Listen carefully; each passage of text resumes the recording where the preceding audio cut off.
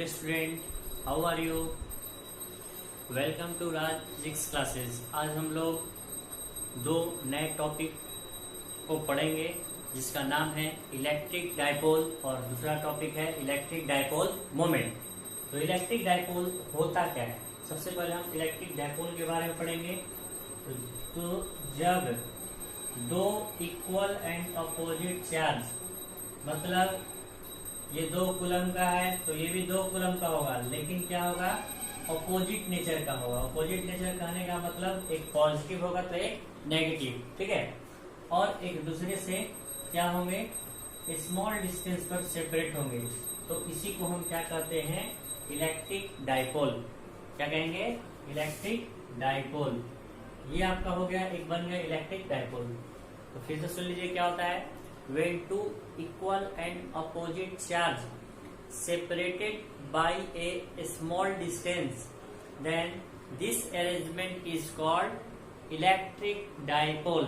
क्या कहलाता है? Electric dipole. एग्जाम्पल पे आएंगे तो जैसे केमिस्ट्री में भी आप जानते होंगे H2O, CO2, NaCl, NH3, HCl, ये सभी इलेक्ट्रिक डायपोल के एग्जाम्पल में आ जाएंगे, ठीक है।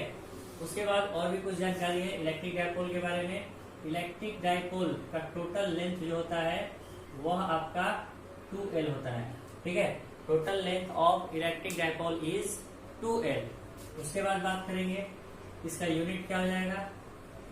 तो यूनिट आपका इसका, जैसे ये लेंथ है तो क्या होना चाहिए?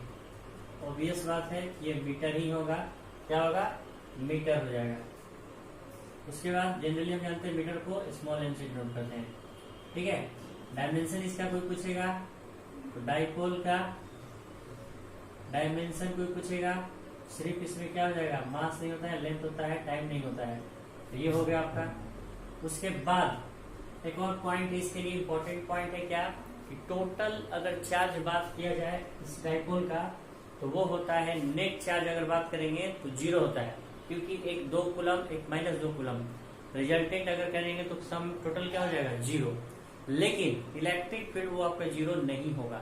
याद रखेंगे फिर से एक पॉइंट, ये जो पॉइंट बोल रहे हैं, net charge of A dipole is always 0, क्योंकि इक्वल अपोजिट नेचर का है। तो ऑब्वियस बात है क्या होगा? होना चाहिए 0 होना चाहिए। लेकिन इलेक्ट्रिक फील्ड जरूरी नहीं है कि 0 होगा। Is it clear? सो इस पॉइंट को हम देख लेते हैं क्या। Net charge on a dipole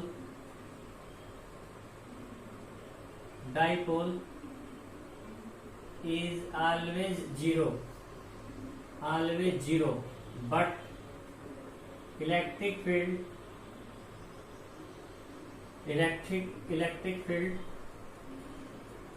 will not be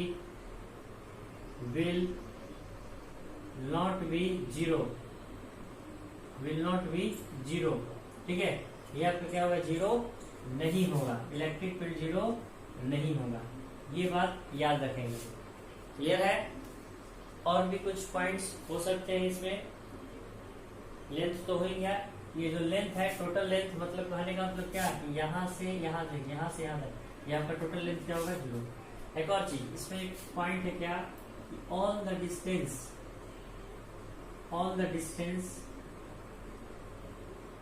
are measured from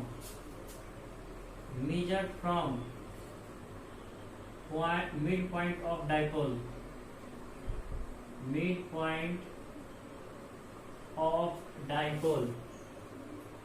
मतलब आगे हम लोग पढ़ेंगे electric field intensity due to a dipole at axial point, equatorial point. तो उसमें सारा डिस्टेंस O से मेजर किया जाता है, ठीक है।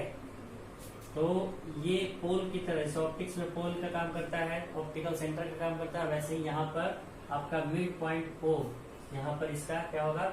यहीं से सारा डिस्टेंस को मेजर किया जाएगा। All the distances are measure from mid point of dipole O, ठीक है। यहाँ पर हम सारा डिस्टेंस कहाँ से मेजर करेंगे? मिड पॉइंट से, ठीक है। अगर ये आपको एक बार में नहीं समझ में आए तो आप इसको क्या करेंगे? रिवर्स जाकर फिर से इस वीडियो को देख सकते हैं, ठीक है। सो आगे हम आते हैं इसी से रिलेटेड टॉपिक है electric dipole moment. Electric dipole moment, जिसको हम P वेक्टर द्वारा डिनोट करते हैं, इलेक्ट्रिक डाइपोल मोमेंट। ठीक है, इलेक्ट्रिक डाइपोल मोमेंट, इसको हम P वेक्टर द्वारा डिनोट करेंगे। ठीक है, आगे देखिए इलेक्ट्रिक डाइपोल मोमेंट क्या होता है। तो पहले डिफिनेशन पढ़ लेते हैं। क्या इलेक्ट्रिक डाइपोल मोमेंट, थोड़ा सा शॉर्ट में बात करते हैं। जैसे P वेक्टर से डिनोट करते हैं, तो P vector may be defined as P vector may be defined as the product of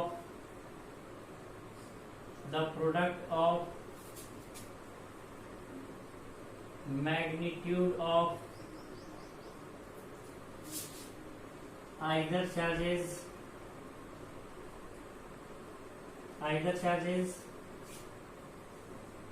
and distance या फिर सेपरेशन बिटवीन देम, मतलब उनके बीच का दूरी। ध्यान से देखिए, जैसे यहाँ देखिए तो ये होता क्या है, डाइपोल मोमेंट का यही डायग्राम है, यहाँ पर भी आप लोग बना सकते हैं यही वाला डायग्राम सेम। तो यहाँ हम क्या देख रहे हैं कि दोनों का मैग्नीट्यूड, तो दोनों का मैग्नीट्यूड कहने का मतलब देखिए, ध्यान से देखिए इलेक्ट्रिक डाइपोल को हम P वेक्टर से डिनोट करते हैं। P वेक्टर बराबर दोनों वेक्टर का, मतलब दोनों का मैग्नीट्यूड Q ही है, इनटू डाइपोल लेंथ क्या होता है 2L, तो Q इंटू 2L, मतलब ये चार्ज और डाइपोल लेंथ के बराबर होता है। ठीक है, तो ये याद रखेंगे। ठीक है, इसमें से वेक्टर आपका ये वाला होगा, ऐसे आप Q इंटू 2L लेंगे, लेकिन आगे जानेंगे वेक्टर फॉर्म में भी जानेंगे। ठीक है, तो P वेक्टर बराबर Q इंटू 2L, ये आपका क्या है, डाइपोल लेंथ है। तो फिर से P वेक्टर मतलब क्या बोलेंगे, electric dipole moment. Electric dipole moment में be defined as the product of magnitude of either charges and the minimum distance between them, मतलब यहाँ के इनके के बीच का जो डिस्टेंस है या डाइपोल लेंथ है उसका प्रोडक्ट हो जाता है, तो Q इंटू 2L। ये क्लियर? सो आगे आते हैं, इसको रख कर लेते हैं पहले, इसके बाद आगे बात करेंगे। ये हो गया क्लियर? नोट डाउन करना है तो कर सकते हैं आप लोग। आगे देखिए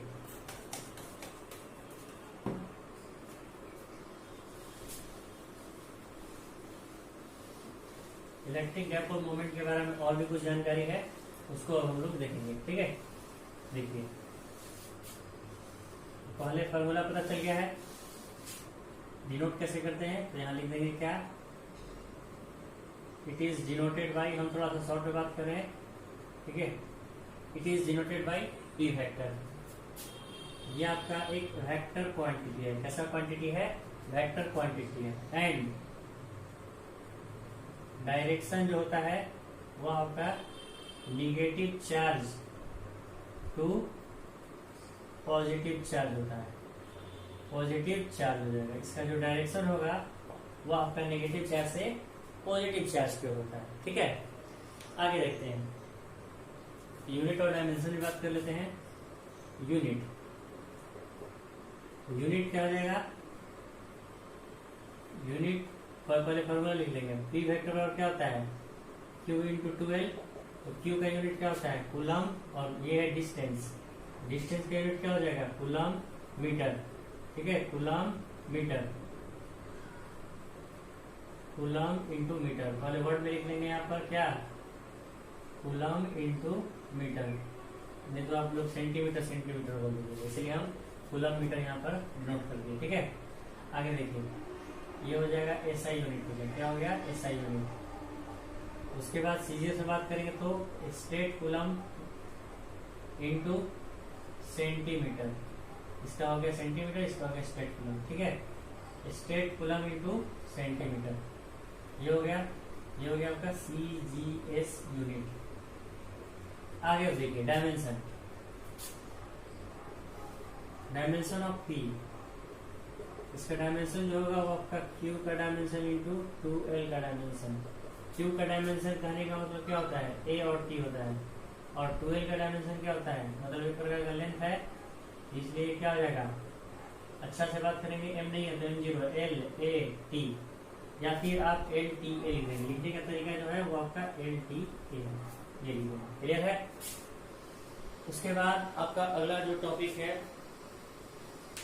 वह आपका इसी से रिलेटेड है, आइडियल डाइपोल। आइडियल डाइपोल कब कहेंगे? तो किसी डाइपोल को हम आइडियल डाइपोल कहते हैं कब? जब दो हैवी मैग्नीट्यूड काफी स्मॉल डिस्टेंस पर एक दूसरे से सेपरेट हो, यानी मैग्नीट्यूड ज्यादा होना चाहिए और डिस्टेंस कम होना चाहिए। अगर ये ऐसा होता है तो हम उसको हम आइडियल डाइपोल कहेंगे। तो आइडियल डाइपोल का डिफिनेशन लिख लेते हैं।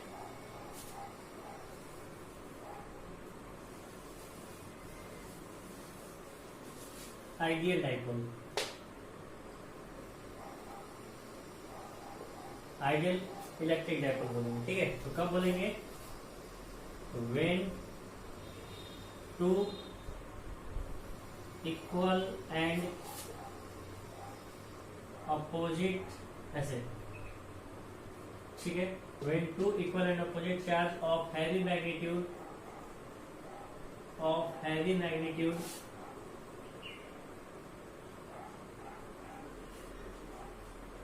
separated by a very small distance,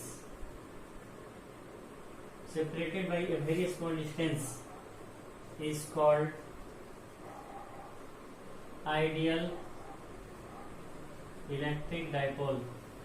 ideal electric dipole.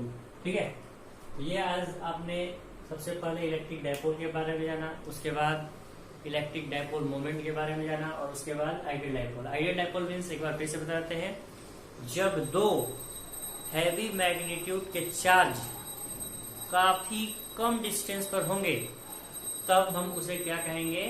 Ideal है, वह एक आदर्श डाइपोल है। कब? ठीक है, जब वह काफी ज्यादा मैग्नीट्यूड का होगा और उनके बीच का जो डिस्टेंस होगा वो काफी कम होगा, तो उसको हम क्या कहेंगे? Ideal dipole. Is it clear? So rest is okay for today. आज के लिए इतना ही। अगले लेक्चर में हम लोग डेरिवेशन जानेंगे कुछ।